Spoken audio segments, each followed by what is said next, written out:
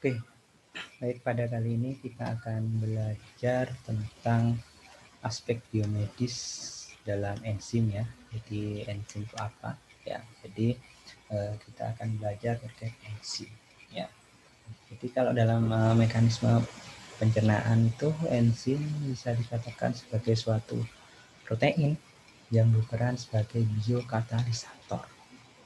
Ya, apa sih katalisator itu? Di sini katalisator bisa dijadikan sebagai reaksi biokimia dan bekerjanya itu caranya spesifik. Jadi kalau misalnya kalian nanti kita akan jelaskan sama kalian misalnya makan, minum ya, terutama makanan di sini ya. Jadi tidak serta-merta bisa dicerna oleh tubuh jika tidak adanya namanya katalisator atau bisa dikatakan itu adalah reaksi kimianya ya. Jadi itu yang akan kita pelajari. Nah, di sini kenapa kok itu merupakan suatu protein? Protein di sini ada beberapa kandungannya di sini ya. Ada yang bisa dikatakan enzim monomerik dan enzim oligomerik di sini. Nah, itu terkait kandungannya ya. Jadi itu, dan ini dikatakan biokatalisator.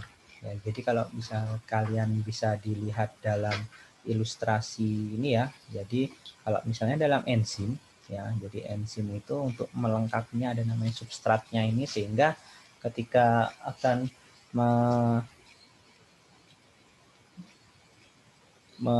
melancarkan pencernaan itu ya, jadi ada namanya dari katalisatornya ini, sehingga ini misalnya untuk bisa melancarkan ya. Jadi di sini substratnya ini untuk melengkapi dari enzimnya, sehingga enzimnya ini membawa, dan nanti setelah dilekatkan dalam enzim nanti menghasilkan suatu produk. Nah, produknya inilah yang nanti dilanjutkan ya, atau dilanjutkan dalam arti di sini untuk diedarkan ke seluruh tubuh dari produknya ini ya. Sehingga mekanisme kerjanya nanti lebih ke spesifik ya. Jadi kalau kita melihat ya, ini lebih ke satu substrat ya, setiap satu enzim satu substrat ya, bisa kelompok juga, dan bisa ada yang namanya stereospesifik. Jadi mekanismenya itu nanti bisa membawa substrat-substratnya itu dan mengubahnya menjadi suatu produk, sehingga produknya itu bisa dicerna oleh tubuh nanti di sini ya. Di sini untuk selanjutnya terkait mekanisme tata namanya di sini ya. Jadi tata nama dari enzim.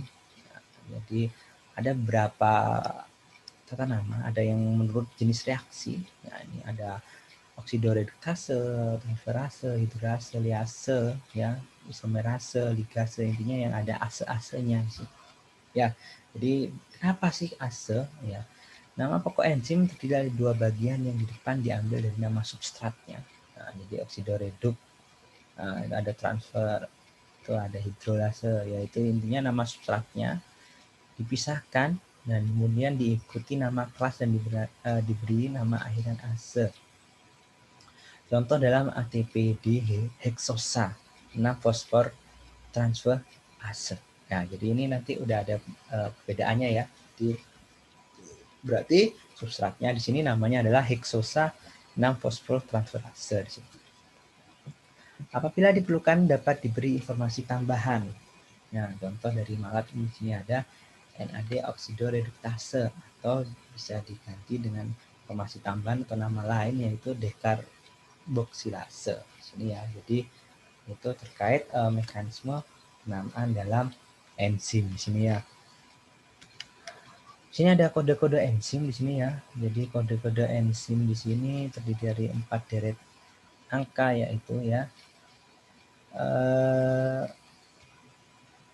Ada yang pertama yaitu adalah kelas enzim, yang kedua ada subkelas enzim, ketiga subkelas enzim, dan keempat adalah nama spesifiknya. Di sini nama spesifiknya ini seperti apa sih nama spesifiknya nanti? Ya, jadi spesifiknya di sini lebih ke item yang lebih fokus. Ya, contoh di sini yaitu kelas oksidoreduktase. Jadi enzim di sini adalah dari kelas yang termekanisme dalam oksidasi ya, reduksi dan reaksi nanti. Ya, jadi oxidation, reduction, dan reaction di sini. Contoh di sini ada kode ya EC111. Alkohol di sini ada NAD oksidoreduktase atau alkohol dehidrogenase di sini, sehingga ketika alkohol ditambahkan dengan NAD ya, ini disamakan dengan aldehid plus NADH plus H+. Di sini adalah konsep dari persamaan. Jadi kalau misalnya kalian dulu ketika SMA belajar terkait kimia, ini persamaan. Jadi enzim ini adalah termasuk mekanisme kimia yang terjadi dalam tubuh. Jadi mau nggak mau ada mekanisme kimia ya. Ketika itu tidak berlangsung, berarti pencernaan kalian, mekanisme pencernaan kalian ada masalah ya. Yang kedua adalah kelas transferase. Di sini enzim yang mengkatalis ya atau mentransfer di sini. Jadi ada fungsional grupnya di sini yang dinamakan transferase. Nah, ini contoh-contohnya ya, ada heksosa, fosfotransferase, heksokinase namanya. Ya, ini sama si ATP. ATP itu berupa energi produk nanti yang ditambahkan dengan heksosa ya, menjadikan ADP plus diheksosa 6P. Ya. Ini juga ada kelas hidrolase di sini ya, enzim yang membawa hidrolisis dari beberapa variasi ya, komponen dan variasi di sini ya. Contoh ini ya, contohnya untuk kelas hidrolase ya, kodenya EC3118, dinamakan asilkolin asil hidrolase atau pseudokolin esterase di sini. Ini rumusan dari kimianya, asilkolin plus H2O jadi kolin plus asam di sini nanti. Ada juga kelas liase yaitu enzim spesialis dari addition or removal of water. Jadi dalam tubuh ini kan juga ada namanya cairan ya. Jadi ini dari kelas liase di sini ya. Di sini contohnya ini ada malat hidroliase, fumerase di sini ya. Ditambahkan dengan air di sini. Ada juga kelas isomerase di sini.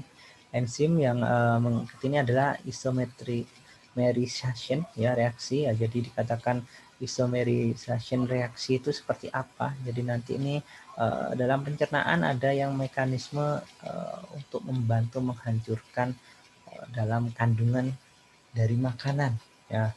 Itu ya, ini contohnya ada alanin racemase di sini ya. Ini juga ada retinin isomerase lah, ini kode kimianya nanti ya.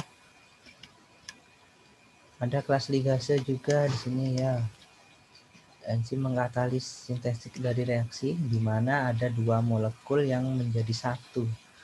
Nah, di sini ATP digunakan dengan maksimal atau dikatakan di sini energinya bisa digunakan secara maksimal di sini ya. Ada glutamin ya. Sini ini ya ATP energi plus glutamin plus NH4 ya. Nah, jadi substrat jadi produknya ADP plus LGN plus ortofosfat gitu ya. Jadi substrat menjadi suatu produk. Ini terkait mekanisme kinetika dalam enzim ya. Jadi kalau teori kinetik itu adalah ini ya, antara molekul harus saling berbenturan, saling mengikat di sini ya. Jadi ada istilahnya tenaga untuk melawan penghalang atau barrier. Ini ya. Jadi mekanisme seperti nanti ada namanya lock and key ya. Jadi bagaimana ada kuncinya ya, dan tidak semua enzim itu cocok ke semua substrat. Jadi cocok-cocokan di sini. Intinya enzim itu memiliki sifat yang dikatakan sifat setia ya. Jadi kalau misalnya substratnya si A ya nggak bisa ke substrat si B karena mekanismenya itu nggak cocok nanti. Ya, jadi kalau misalnya dikatakan gambar ya, kalau dari gambar sini kan nggak cocok tuh nanti. Ya. Gambar untuk melekatnya itu adalah segitiga, ternyata substratnya segi 4 kan nggak bisa masuk di sini. Ya, itulah kenapa katakan seperti lock and key ya. Ini contoh regulasi kerja enzim ya. Nah, ini tadi yang sempat saya singgung adalah lock and key dari enzim plus substrat menjadi enzim substrat. Ya. Nanti ya. Ini ada yang Daniel Koslan ya, Dutz dan Fit. Jadi ketika enzim dan substratnya tidak memiliki kesamaan, nggak seperti lock and key itu, seperti apa jadinya? Contohnya enzim dan substratnya akhirnya melebur ya, sehingga bisa menjadi produk nantinya ya. Nah itu ya, jadi meleburnya seperti ini ya. Jadi Setelah menjadi ini gambar ilustrasinya enzim substrat dan menjadi seperti ini ya, seperti ada tempat ya, sehingga nanti substratnya bisa melepaskan ke dalam enzimnya, sehingga ketika masuk jadi terikat menjadi suatu produk ya, ini ya, seperti ini yang menjadi suatu produk, dan nanti itulah yang nanti bisa menjadi suatu energi cerna ya. Ya bisa dianalogikan seperti di dalam gambar. Dalam pengendalian suatu reaksi enzimatik di sini ya, itu ada namanya hukum massa dan semi permeabel, dan hukum massa dan hambatan umpan balik juga ada, dan di sini juga ada namanya kecepatan degradasi enzim proteolitik dan berpengaruh. Jadi intinya kalau kita ngomong enzim itu adalah suatu mekanisme pelengkap ya, pelengkap dalam arti di sini juga bisa dikatakan ini ya, bagaimana mekanismenya itu bisa bekerja dalam tubuh, dalam sistem pencernaan. Nanti akan kalian pelajari sistem pencernaan yang secara ini ya, secara lebih spesifik ketika kalian nanti sudah masuki ke perawatan medical bedah mungkin ya nanti ya. Jadi ini terkait mekanismenya ya. Jadi itu nanti akan kalian pelajari. Ini ada juga kecepatan ya, ada kecepatan sintesa ya. Ada juga aktivitas enzim, itu bisa mengaktifkan simogen ya, bisa melalui modifier ya, atau bisa melalui modifikasi dari kovalennya juga bisa di sini ya. Ada juga fungsional plasma enzim ya, jadi normal ada dalam plasma dalam jumlah yang banyak, juga berfungsi dalam plasma, bisa disintesa dalam hati, tidak dapat digunakan untuk membuat diagnosis di sini ya. Jadi enzim ini merupakan pendukung, jadi pendukung dalam mekanisme sistem pencernaan. Tapi yang mana kalau tidak ada enzim, pencernaan akan tidak berfungsi secara maksimal. Jadi katalisator itu bisa dikatakan untuk mempercepat. Mungkin saja bisa dicerna, tapi tidak bisa cepat. Ya bayangkan kita membutuhkan kalau sistem pencernaan itu yang cepat ya untuk menyerap sari-sari makanan, bahkan dari kita makan kurang lebih cukup 4 jam itu sudah sari-sari makanan itu sudah diserap dalam tubuh, itu dengan bantuan enzim. Kalau misalnya nggak ada enzim bisa berhari-hari bahkan berbulan-bulan, karena kenapa? Tidak ada yang katalisatornya, tidak ada mekanisme kimianya, akhirnya apa? Lebih lambat. Dan kalau misalnya lebih lambat, resikonya apa? Pencernaan atau kandungan gizi ataupun vitamin mineralnya itu bisa ini bisa apa ya istilahnya, kalau makanan terlalu lama tidak segera dimakan ya basi, atau misalnya kandungannya akan berkurang atau hilang, malahan tinggal menjadi suatu sampah dalam tubuh. Lah ketika sudah menjadi sampah dalam tubuh itu akan susah untuk dicerna. Nah, dan kalau lama-lama numpuk sampah bisa menyebabkan suatu penyakit ya.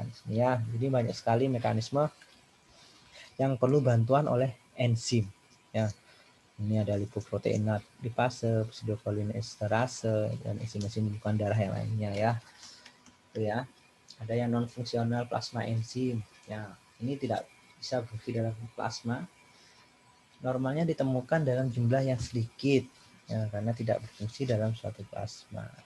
Ini bisa membantu dalam menegakkan diagnosis atau permasalahan dalam mekanisme di sistem pencernaan ya, yang seringnya kalau kita melihat dari enzim di sini ya. Ada plasma lipase, amilase, tripsin, transaminase. Ini di OTGPT ini nanti kalian akan mengenali ini ya ketika belajar sistem pencernaan nanti ya, di dalam lambung ya, dimulai dari mulut ya, masuk ke lambung sampai ke usus 12 jari nanti sampai dengan usus besar ya, nanti itu ada mekanisme enzim di sini ya. Ada juga yang dinamakan kofaktor di sini. Nah, ini ion logam yang senyawa organik yang non protein. Kalau enzim tadi protein, ini yang non protein. Nah, ada apoenzim, koenzim, dan holoenzim. Ya, fungsinya juga mirip dengan yang enzim ya, untuk menjadi katalisator juga di sini ya. Cuma di sini bahannya non protein dari ion logam seperti apa, Zn, magnesium ya, ferrum, dan di sini ya. koenzim dari NAD ya. Faktor TPP juga bisa nanti dalam kofaktor di sini. Isoenzim juga di sini memiliki sifat fisik ya, sifat kimia yang imunokimia di sini berbeda tapi mempunyai fungsi yang sama di sini. Ya, contoh LDH laktat dehidrogenase. Di sini juga bisa di sini ya. Ada juga enzim kunci ya, di sini ya enzim yang menjadi kunci jalannya reaksi enzimatik dan biasanya mengkatalisir suatu reaksi yang sifatnya lebih ke irreversible di sini ya.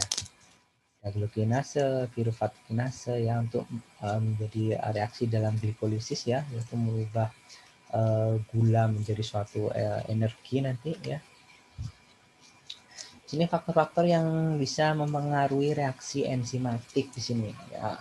Ada banyak faktor yang bisa mempercepat atau memperlambat reaksi enzim dalam tubuh. Yang pertama adalah suhu atau temperatur dalam tubuh. Ya, itu sangat berpengaruh. Karena enzim bisa bekerja dengan temperatur yang normal. Ya, ini ada namanya protein denaturasi ya, ada juga yang inaktif seperti apa lah ini ya. Ketika optimum ya suhunya ya bisa menjadi kecepatannya sangat tinggi. Misalnya di sini suhunya 36,5 derajat. Tambah rendah atau tambah tinggi itu bisa memperlambat mekanisme enzim ya. Ada juga pH ya, derajat keasaman di sini ya. Jadi semakin asam atau semakin basa bisa membuat enzimnya menjadi denaturisasi atau rusak malahan ya. Ini ya, ini diilustrasikan dalam ini ya, bagan di sini ya. Semakin tinggi nantinya akan semakin ini ya, gambar normal di sini normalnya. Nah, kalau di sini gambar normalnya itu pH dalam tubuh 7,35 ya, 7,35 sampai 7,45 enzimnya ya.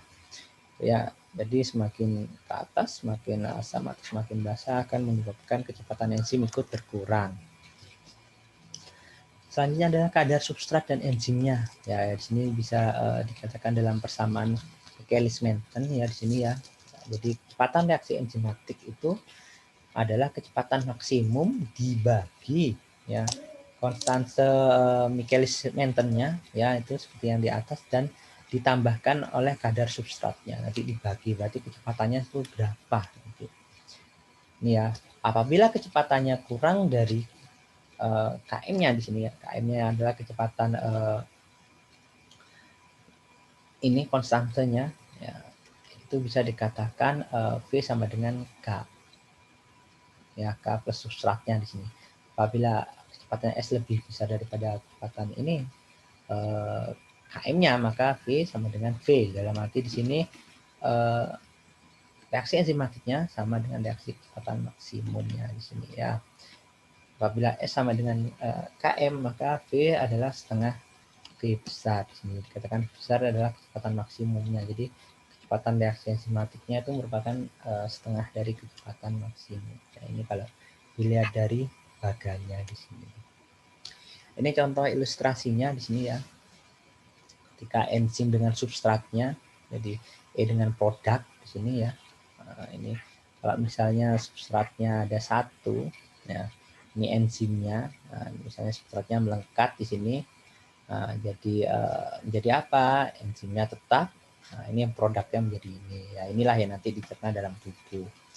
Substratnya ada 3, ini enzimnya nanti numpuk 3 di sini. Nah, jadi produk. Begitu seterusnya ya. Jadi enzimnya tetap bentuknya, hanya produknya yang berubah dari substrat menjadi suatu produk nanti. Ada modifier ya, senyawa yang mampu mempengaruhi aktivitas reaksi enzimatik di sini. Ini nice to know saja ya. Jadi seperti apa ini nanti modifier ini digunakan untuk mengakali terkait kegiatan dari enzimnya di sini ya. Bisa juga ada modifier positif atau modifier negatif nanti ya. Kalau positif menjadi aktivator dalam enzimnya, bisa ion logam juga ya, koenzim tadi ya, atau juga dari substratnya. Kalau modifier negatif disebut juga dengan inhibitor Jadi ada namanya kompetitif inhibitor dan ada yang non kompetitif inhibitor. Sehingga ini ada yang saingan nih nanti. Ya, intinya enzimnya produk substratnya tuh rebutan untuk menempel dalam enzim sehingga bisa menjadi produk. Nah, ini yang kurang baik berarti ya. Di sini contoh menghambat ya, menghambat atau bersaing. Di sini ada sulfanilamid ya. Ini ada asam folat di sini ya. Ada juga aminoprotein dan amitoprerin ya. Di sini termasuk dalam ininya asam folat juga ya. Ada juga di coumarol di sini ya. Nah, jadi dari vitamin K menjadi sintesa dari protombin di sini atau dari koagulasi dalam darah di sini. Sehingga mekanisme antara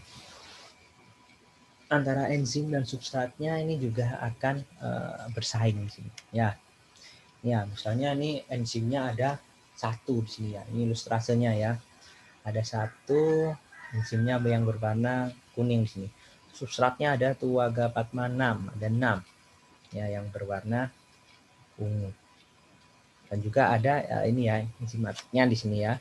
Sehingga bersaing akhirnya menempel dalam substrat yang lebih dekat nih, sehingga menjadi satu dengan enzimnya menjadi suatu produk asam folat sini ya.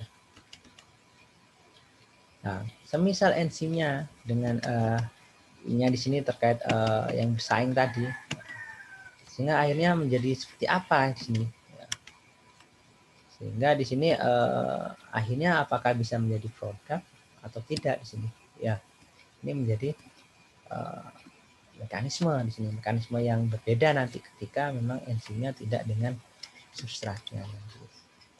Ini fungsi-fungsinya ya, jadi bisa dibaca sendiri nanti ya, fungsi sebagai katalis, transduksi signal ya, ada juga yang bergerakan tubuh ya untuk menghidrolisis ATP atau energi.